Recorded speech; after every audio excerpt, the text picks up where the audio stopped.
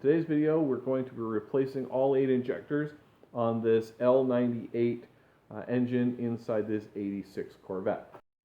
Hey folks, this is Mr. G and welcome to Just Corvette Crazy. On this channel we talk about Corvettes, we fix some Corvettes, and we love to drive our Corvettes. So if you like what you see, hit that subscribe button. It really helps the channel out a lot. Thanks. Hey folks, Mr. G here. What we're going to be doing today is going to be working on the 86 C4 Corvette, so the white one that is sitting behind me. So a little bit of a backstory. Before I started this channel, I started doing some work on this car.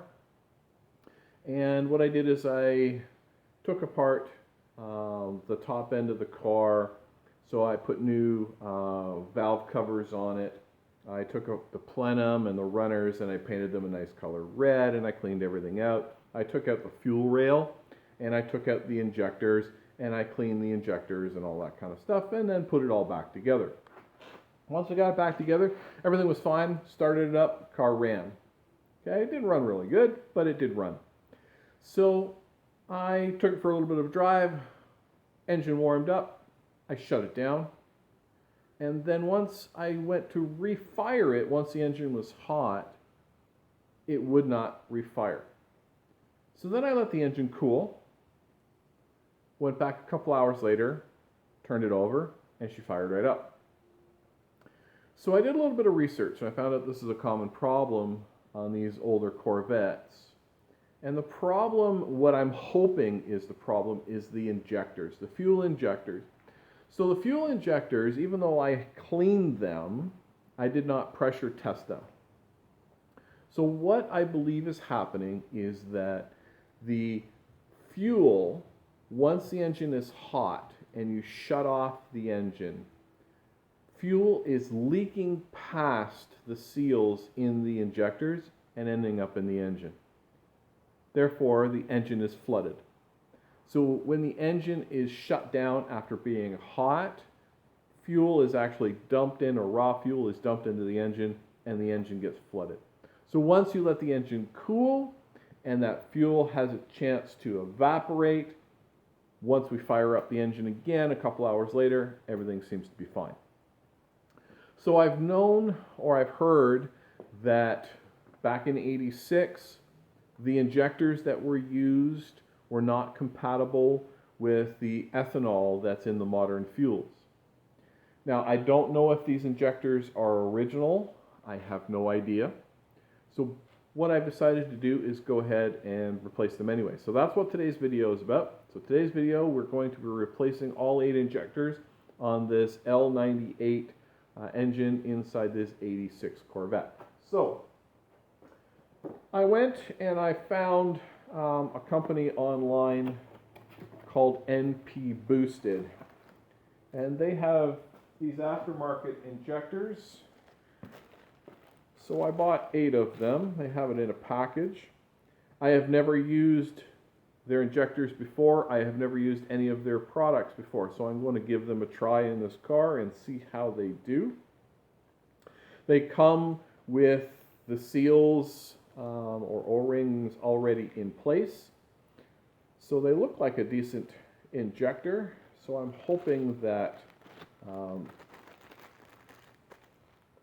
they work fine.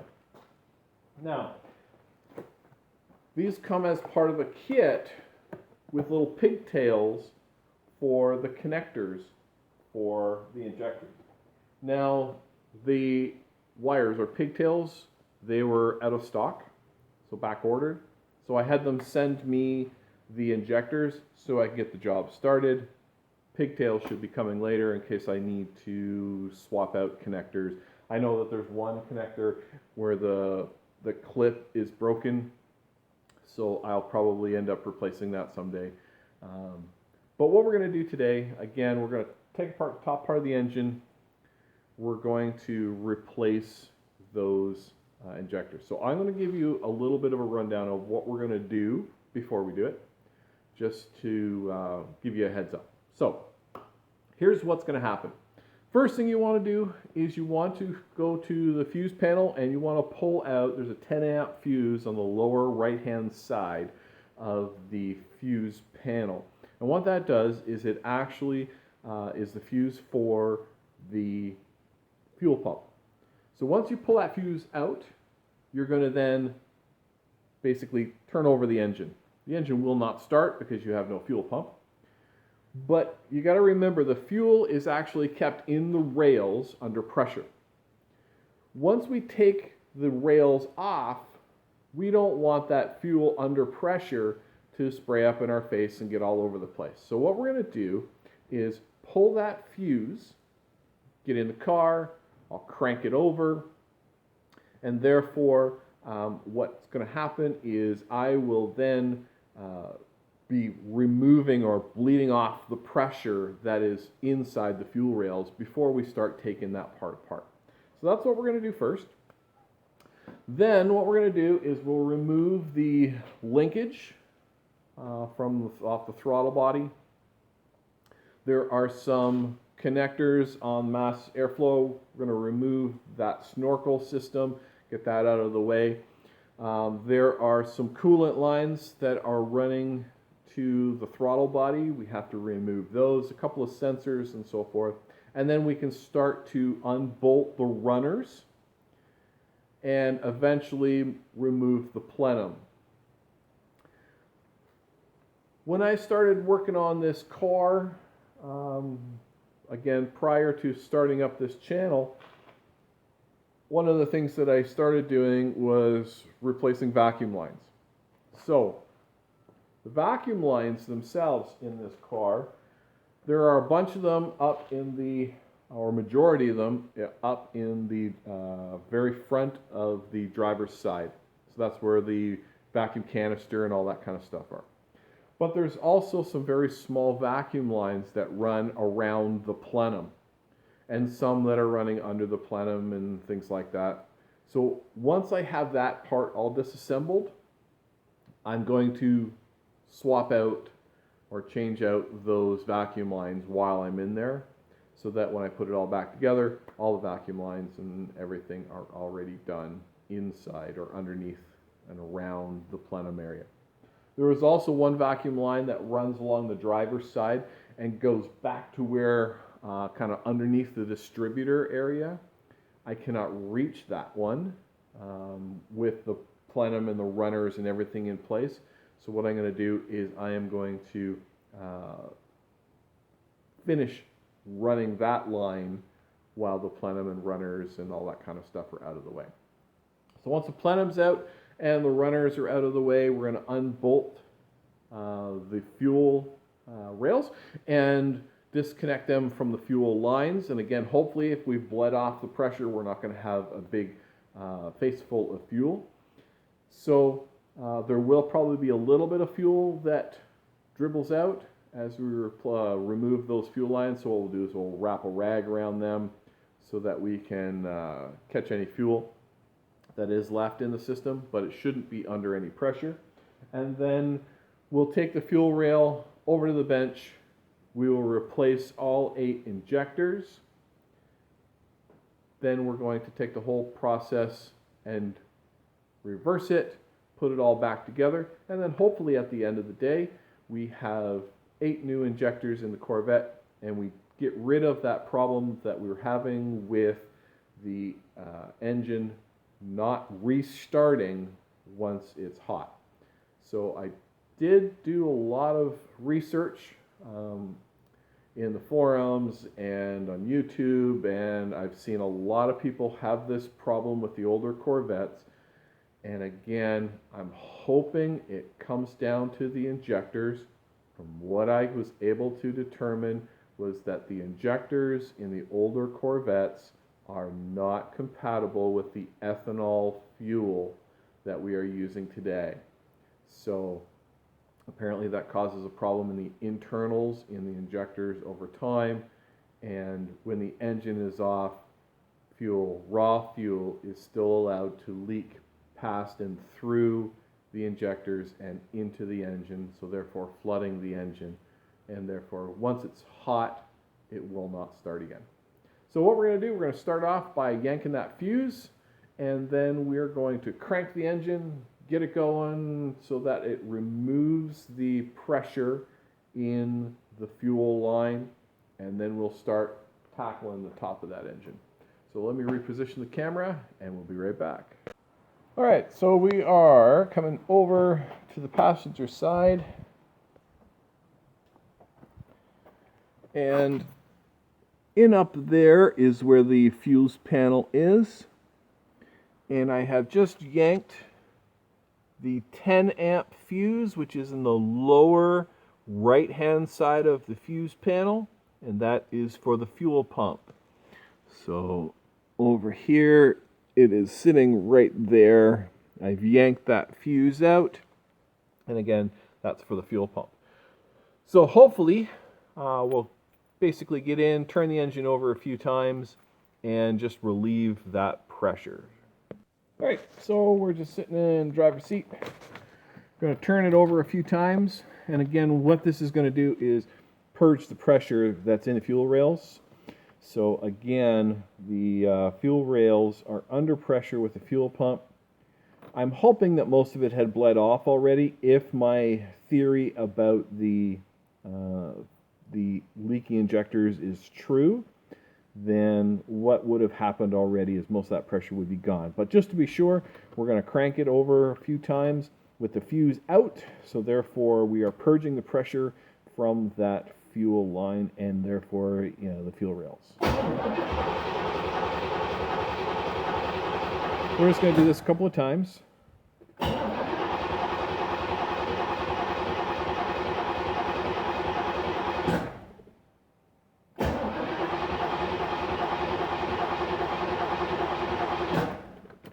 That should be enough. So hopefully now the pressure that was in the fuel as those injectors are basically doing their job, they are shooting raw fuel into the engine now, and therefore once we have the fuel rail apart, it will not be under any fuel pressure. So I'm going to reposition the camera, and then we'll start taking the stuff apart.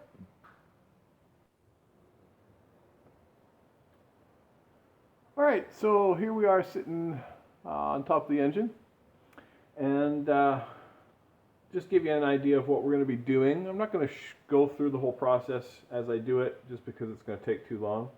But first of all, what I'm going to do is I'm going to remove the snorkel part here. So real simple, we're going to remove a couple of clips, remove this clamp, and take this piece out of the way, just so that it frees up. I'm going to be removing the throttle linkages, okay, so off of the plenum, so those two screws are here. Remove that. So first of all, we have to disconnect the throttle cables, remove that kind of stuff, just kind of slide it out of the way. And then once that's out of the way, there's a couple of connectors over here for the throttle body. Remove those. And then there are two coolant lines, one over on the passenger side and one over here underneath on the driver's side, that go into the throttle body. A lot of people, as a modification to this, they will bypass that so that fuel, or so that coolant, doesn't go through and heat up your air mixture as it's going through into the engine. At this point in time, I'm not going to do that with this engine. We're going to try and keep things as close to stock as we can for now.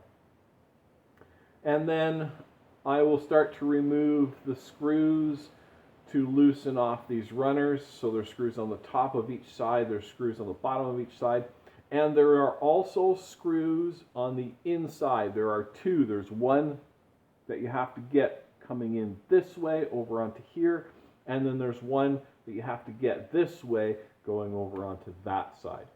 So I'm going to get those out of the way as well, and then remove the plenum. And once the plenum is out, then we can back off as much of the runners as possible. Normally I take one side of the runners completely off get them out of the way. And then we can tackle the fuel rail, and the fuel rail has 4 bolts plus the fuel lines, and we'll take care of that as it goes. So I'm going to stop the camera, but I will come back as I get things done just to show you what it looks like. All right, so a little bit done. So I've removed the part of the air box that brings the air into the throttle body, so that snorkel. In order to do that, there's one connector under here for mass flow air, mass airflow sensor.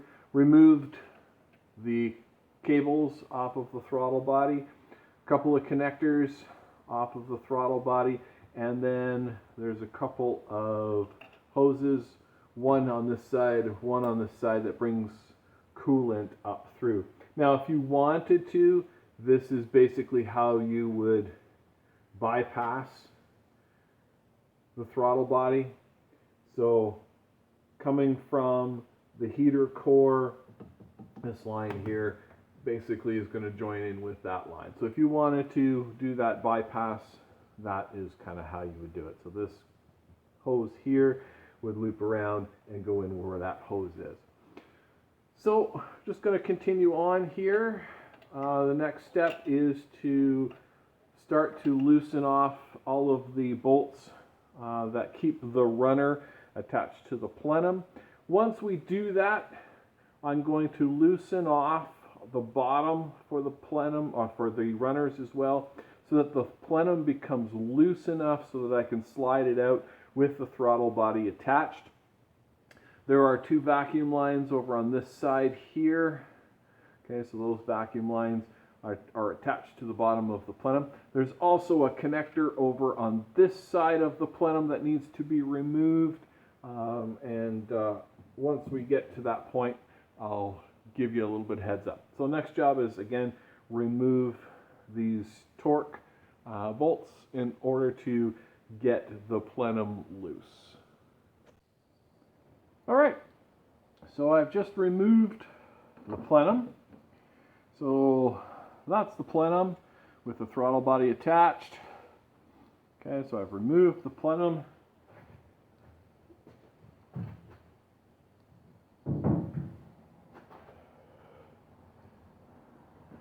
So what we've got now, the runners, okay, they're slightly loose enough to get the plenum out. A couple of things. Underneath the plenum, there's an electrical connection. Okay, and then there are these 2 vacuum lines that are coming in on the side. There's a hard line that's coming in at the back of the plenum. So that's 5/8 to remove that. So now what I'm going to do is I'm going to loosen off these runners a bit more so that I can actually get the fuel rail out. So now we can at least see the fuel rail. And in order to do that, what I need to do is there's 4 bolts holding the fuel rail in, plus you've got some hard lines up at the front, so your fuel lines are coming in up at the front. They have to be disconnected.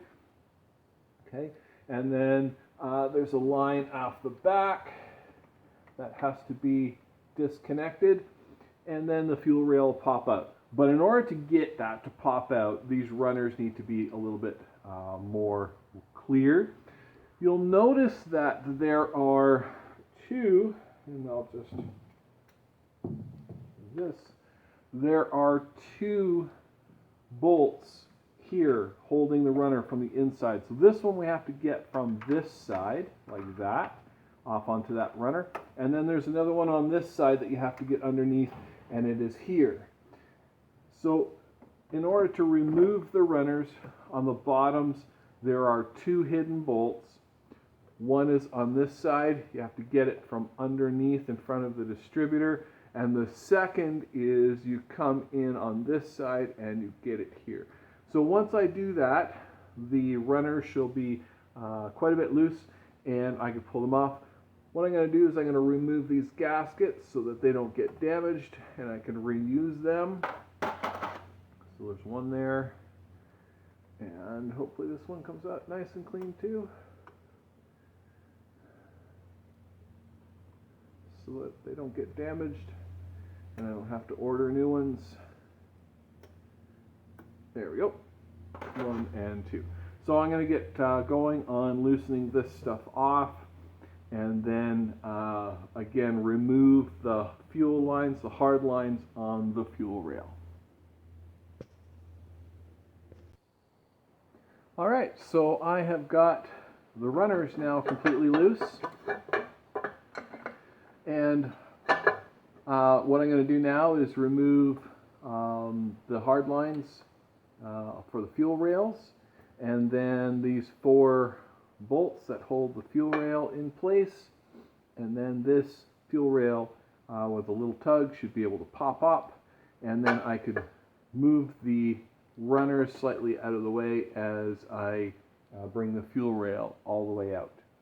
So the next thing to do is to get rid of these fuel lines and to make sure that everything is free, so that we can go ahead and easily remove the fuel rail. We will need to disconnect the existing injector, 8 injector wires, so that we can free up once we get ready to pull that fuel rail out. So next thing is those fuel lines. Alright, so the fuel rail is almost out. Now, I forgot to mention, and I forgot all about it myself, that there is a 1/2-inch bolt at the front of the engine holding the hard gas lines on a bracket, so that has to come off. And then a good tug on the fuel rail will pop out those injectors, and you should be free to go. So again, we're just going to remove this 1/2-inch bolt here, the front, and then the fuel rails should come nice and free with the 8 injectors already attached. So I'll just remove this bolt here. And like I was hoping, there was no fuel spill. There was no high pressured fuel left anywhere in the fuel rails, so there was no spraying. So with a little manipulation, and away we go. And out comes the fuel rail. So that's the fuel rail there. Okay, with the 8 injectors. So I'm hoping that the injectors that I purchased are going to be the right size, the right style. We'll soon find out. Alright, so here we are with the fuel rail and the 8 injectors, which I'm hoping are leaky, and then the new ones. So what I'm going to do is, before I pass any kind of judgment, I am going to pull out one of these existing and compare it to what the new one looks like. So there are these little clips. So this one here is nice and easy to see. There are these little clips, and basically what you want to do is you want to take the clip. You'll see this little pin part here on the clip, and you're going to slide the clip, kind of rotate it around, and what it does is it hopefully frees up. Let me try one here. There, this one might be good. So basically rotate this clip around, and sometimes they're a little tricky, but once you rotate it around, the injector should pop out. Now, nothing ever happens the way it should. There we go. So these little C-clips here basically go in and lock the injector into place. So I am going to put that down, And let's take a look at the size. Close. Close.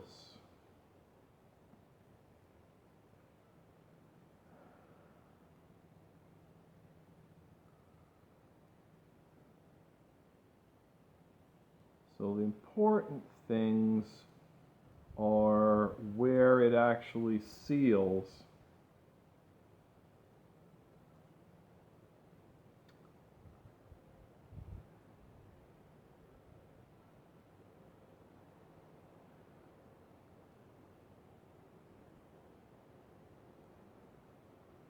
So they are very close.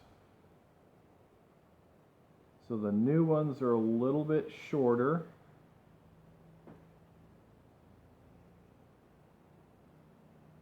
Which might pose a problem when doing the installation, but I'm going to try them anyway. The big thing is to look at once these things are seated. So this side shouldn't be a problem. It's this side. So I got to make sure that this rubber seal here, this O-ring, is actually embedded into the intake. So I'm going to pop the rest of these 8 out and pop the new ones in and then see where we are. All right, so the 8 injectors, new injectors, are in the fuel rail. So what I'm going to do is move over and put this onto the car so that I could figure out whether or not these injectors are long enough, because again they are a little bit shorter than the ones that came out. So the ones that came out look pretty old. I don't see any visible brand name on them.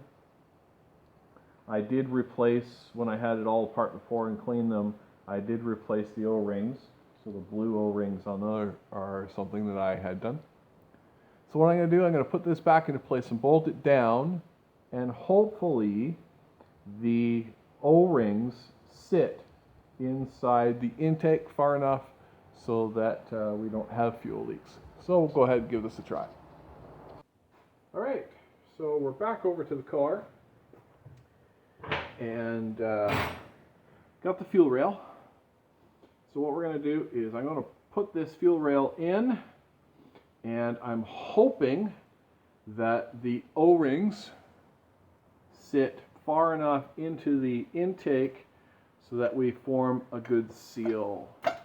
So basically what we're going to do is we're going to put this back in. I have to remove some of these plugs out of the way and ease this back in as to not pinch anything. So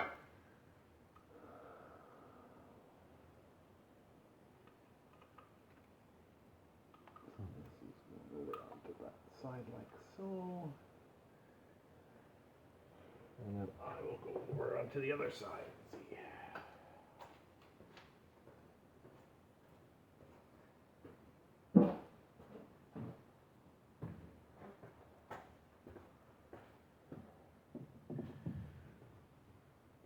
All right, so now I'm on the other side here. Make sure I'm not pinching anything or putting anything in a spot where it shouldn't be.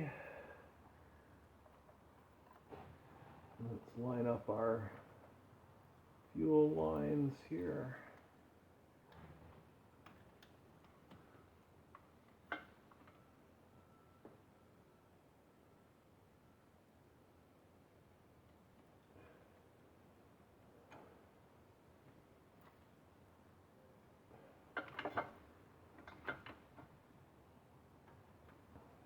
One and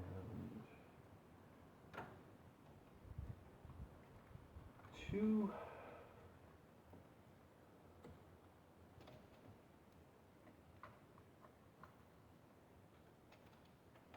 Oh, two fuel lines.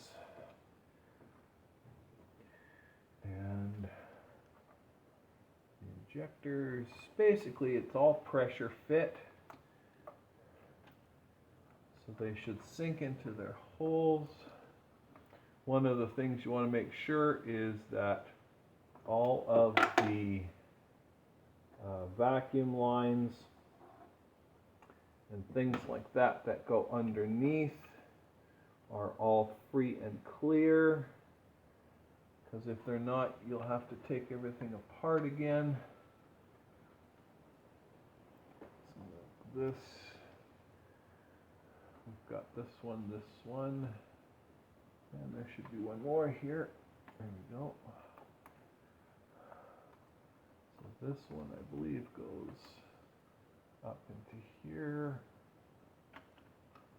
like so.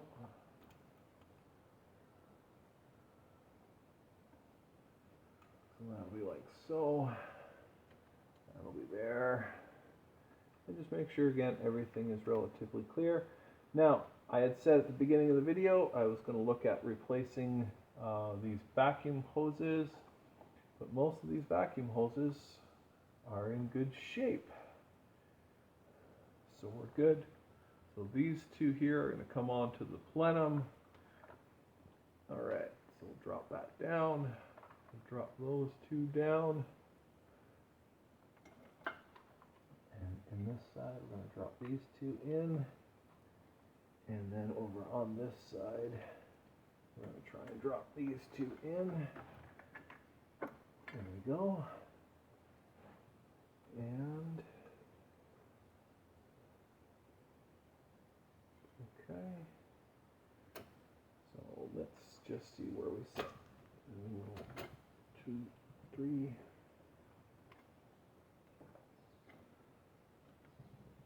Okay, so hopefully the O-rings are in there buried. They look like they are.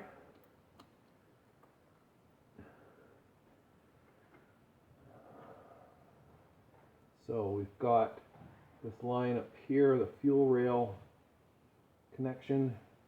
We've got these two fuel lines, and we've got these 4 bolts. So what we're going to do is we're going to button this all up, and then I'm going to see if I can do a little bit of a leak test before we put everything back. So, all right. So let's put those 4 bolts in. We'll put this bolt in at the front, tighten up those lines, and hope for the best. All right, so I did a quick dry fit, and everything looks good. So then I just pulled the runners up again. The fuel rails up again, so I can get this runner back underneath, because otherwise it won't go. So now what I'm going to do is I'm going to seat everything. I'm going to leave these a little bit loose,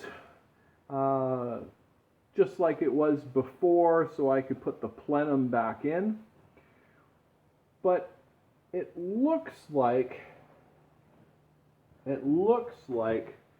the injectors are going far enough in and they're seating. So now it's just a matter of putting it in for good and hoping for the best. So I'm going to start to button this all back up again. First thing I'm going to do is line up all of the injectors, sit the fuel rail down, thread in some of these bolts. I've got to put this 1/2-inch bolt back on the front. I did the fuel lines already, and then I'll get it all set up so that I can drop the plenum in. But before I do that, there was one line here, so one vacuum line that goes back into there, so I'm going to do that while this is still all loose. But then I'll come back and see how we're doing. All right, so here's what I've done so far. I have put everything back together, ready for the plenum. I have left this side a little loose. This side needs a little tightening up afterwards as well, but not as bad. I'm going to tighten this. Again, you've got, remember these two strange positioned screws, one on each side. And they're hard to get at. So you want to make sure that you get those good. And just grab my. And then what's next is we're going to slide the plenum in and then start tightening things up. But what I did is I put the fuse back in for the fuel pump, turned the ignition to the run position so that the fuel pump would run, power, putting some pressure into my fuel rail, and then I checked for leaks. And I did not see any, which is a good sign. So now it's a matter of putting the plenum back in place, putting all of the hoses and wiring back, and then seeing if she'll start up. So once I get everything back, I'll come back to you. Well, folks, there she is. She's all buttoned back up again. You know, one thing I hate is when you're working and you get called away for a moment and then you can't remember where you put the last bolt. So I've got one bolt missing over on the plenum, so I'll either have to find it or get a replacement for it if it doesn't roll out from under the car or something along those lines. But she's all buttoned up, solid again. So what I'm going to do is fire it up, but first I'm going to get the fire extinguisher just in case we end up with a fuel leak. We've got to make sure that we're all covered. So, yeah, grab the fire extinguisher and then we will get fired up. Hold on one sec.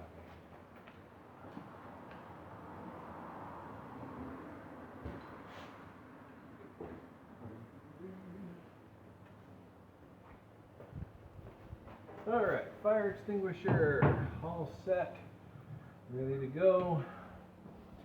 So, fingers crossed, and we'll see if she fires up for us with the new injectors in place.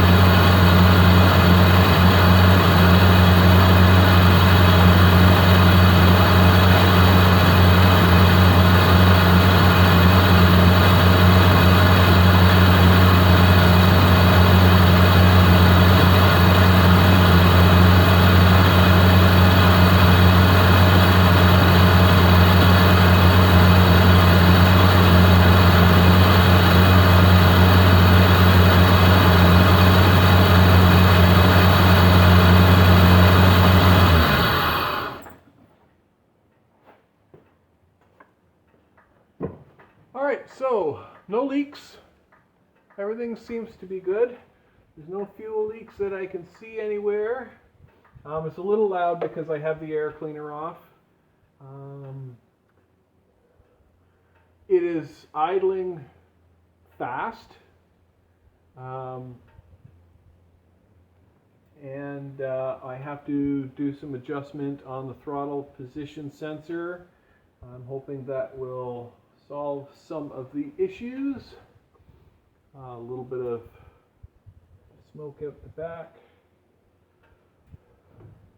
That's probably burnt off of the exhaust.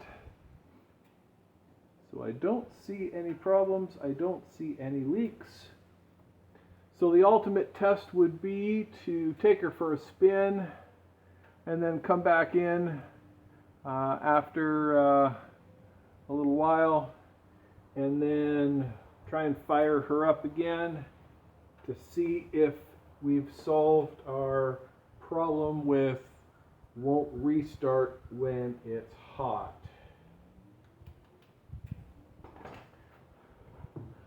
So that's all good.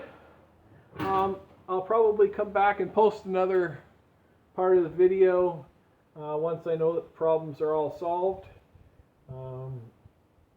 But we still have lots of work to do on this old girl, so hit the subscribe button if you like what you saw, and watch for further videos here on Just Corvette Crazy. Take care.